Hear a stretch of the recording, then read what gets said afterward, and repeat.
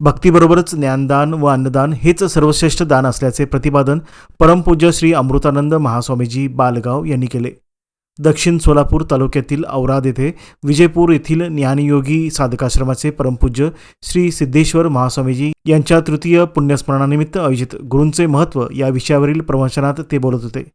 प्रारंभी परमपूज्य श्री सिद्धेश्वर महास्वामीजी यांच्या प्रतिमेचे पूजन व दीप प्रज्वलन करण्यात आले. मानवी शरीर नाशवंत असले तरी आत्मा शाश्वत आहे. शरीराचा उपयोग असताना त्याचा सदुपयोग करावा. भक्ती श्रेष्ठ असून अध्यात्म माणसाला जागृत करते, असे त्यांनी यावेळी सांगितले.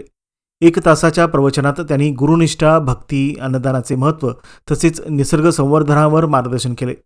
यावेळी परमपूज्य भरत महास्वामीजी, अमोघसिद्ध महाराज व मातोश्री बसमाताई महास्वामीजी यांनी उपस्थितांना संबोधित केले.